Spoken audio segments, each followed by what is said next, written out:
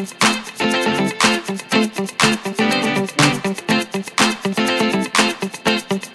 good morning everybody, this is DearMamaSal, and it is 14 degrees here in southern British Columbia, which I believe will make it about 57 Fahrenheit. 14 centigrade, 57 Fahrenheit. Cloudy. And where I'm going looks pretty dark, unfortunately.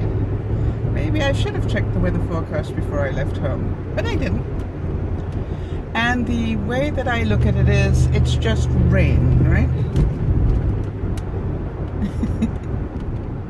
It always amazes me watching people walk in the rain, because they run, risking slipping and falling, as opposed to just walking normally and getting 3 extra drops of rain on them. It always amazes me. And I know that you're saying, but you know, we don't want to mess up our hair. Well, I'd rather mess up my hair than my knees. That would be my thinking. All right, just a weekend update really, because I spent the last 2 days putting up video that was left over from the weekend, the couple of weekends, because I haven't been very well. And nothing serious.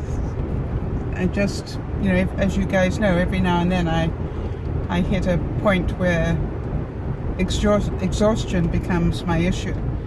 And I will wake up in the morning and there's nothing of me left sort of to function. It's really a weird feeling. And then I have to just go to bed, and I have been in bed. I was in bed all day Monday, all day Tuesday. And today I'm up and about, and hopefully a lot better. I still feel running a little bit of a temperature, but nothing too serious, I don't think. So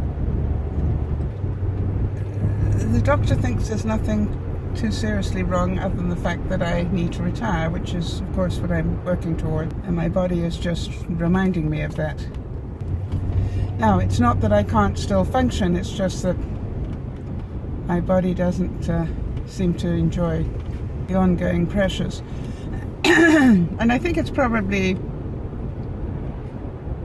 I could be wrong, but I think it's probably the stress of it all.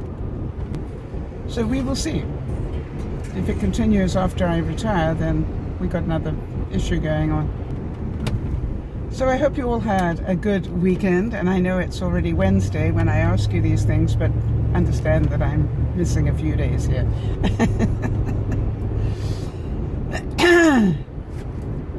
Now,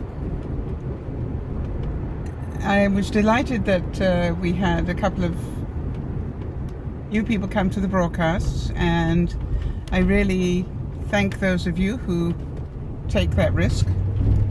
And I really like the fact that at least one of the new viewers, whose names I now can't remember, of course, because it's too far away, and I apologize for that. But anyway, at least one was telling us that, you know, she'd watched for a while, didn't participate but just watched, and then realized that really what we were all about was helping people, and she rather liked that. So that was good to hear. For those of you who are new, just so that you understand, we do a number of things here with the DearMamaSal network. We do normally 4 vlogs a week that are what I call drive along with me vlogs, like this one, where I discuss whatever's on my mind. And then at the weekends we do 3 broadcasts, 2 on Friday and 1 on Sunday. And on Saturdays I take a break, which is my way of keeping balance. It struck me that we had all sorts of news going on with viewers, and that's more important than the news on the regular thing. All right, let me just see if I can remember this. First of all, Mel, if you happen to be listening, our thoughts and prayers are with you. I understand that you had a loss recently, and that we're really sorry to hear about that. And I know it's belated, but I hope you had a happy birthday, because I suddenly realized that for some reason I missed that, and I'd like to apologize for that on behalf of everybody at DearMamaSal. I just didn't put up the notice, and I can't give you a reason why. It isn't because we don't love you, you know that. So that was the first thing. And the good news, of course, is that we got really good news from Erin, and she's been on that special pump. And I think the most delightful news is that she's beginning to be able to release some of her spasmodic muscles. And I say spasmodic, but she's been in spasm, you know, with muscles sort of cramped up like this for a long time, and suddenly they're beginning to release. So I think that is probably, I don't know about anybody else, but when I read that, I started to cry. Because I am sure in her wildest dreams she prayed for that, but maybe never really thought that it would happen. And that is so wonderful to hear, that this is releasing some of the spasm. So we hope it continues for you, Erin. Now the next really amazing piece of news, I think, came from Leslie in Scotland. And Leslie was telling us that she's off to the gym now and rebuilding atrophied muscles. Now, I think that is just mind-blowing. For those of you who don't know the story about Leslie, when we first met her, she was housebound completely. She hadn't been out of the house in 3 years. She hadn't been out of it. She was terrified to even pass an open door, never mind go out of it. And so over the course of the last couple of years, we have supported her in getting out of the house. From one step is how we started. But the good news is she's now out and about, and she's driving, and she's playing sports and doing all sorts of things. But now she's decided that she really does need to work on those muscles. And that is somebody who's taken control of her life. It's as simple as that. You know, we can complain as much as we like, but that really means that you've taken control. And Leslie, you continue to be an inspiration to so many of us. Keep up the great work. We can all come up with the reasons why we can't do it, but you constantly find a way to do it. However you're doing that is amazing, and we're very, very proud of you. One of our viewers, who will remain nameless at this time, has been with us for quite a while, not a huge length of time, but quite a while, and she's made a major life decision, and that is to get out of a relationship that she's been in, because she's realized that it really doesn't serve her at all. And that is a really amazing piece of courage to do that, to be able to see it and understand it and say, okay, fine, I choose not to continue this, is really quite an amazing feat. And you know, the reality, she knows, will be a struggle. She has a young child, and to be a single mother raising a young child, you know, will be a challenge, especially if she has severe challenges on her own. But she has decided that this is what she needs for her freedom and the freedom of her child, and that is very difficult. It must have been a very, very difficult decision to make. So we will be supporting her as best we can from afar. I know I've forgotten some people, and I will try and catch up on that as I remember.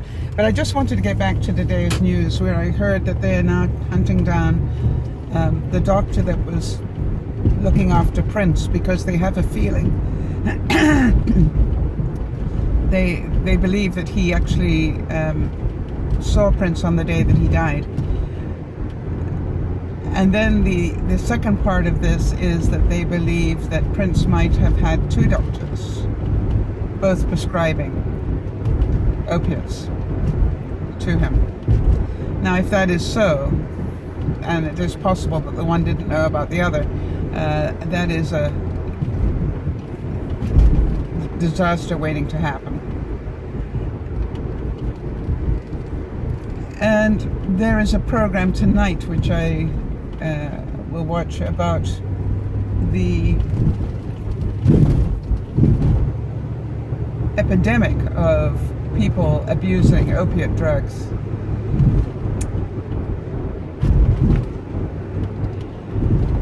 And we've had, Michael Jackson, and now Prince, and I'm certain there are others along the line. And then what about all the people we don't hear about? The people who aren't famous, that have died from the same reason. And I know that Dr. Sanjay Gupta is doing a special about it, so it'll be very interesting to watch. But the reason I wanted to just quickly touch on it is because I am extremely sad about this for the following reason. Because people are abusing these drugs, it means that people who genuinely need them will have more difficulty in getting them.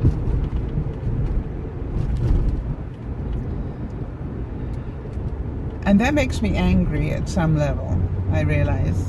And I was sort of watching my reaction this morning, feeling my reaction, feeling my anger sort of stirred up, and I'm going, why was I angry? And I realized it was because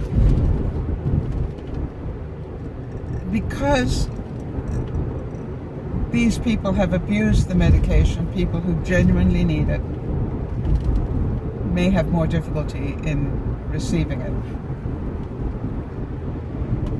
And that's very sad to me. That makes me very sad. Nothing I can do about it. And I just know that some of my viewers are probably on opiates for good reason. And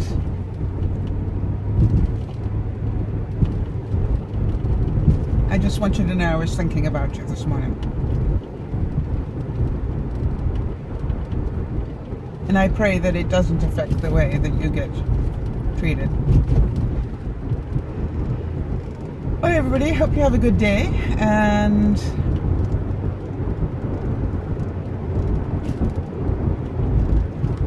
I'm hoping that I will have enough energy for the day. I feel like I might, so that's a good thing.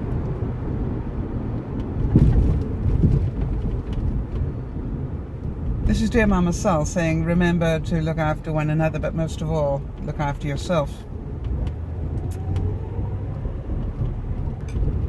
Thank you for watching. Remember to subscribe if you haven't already.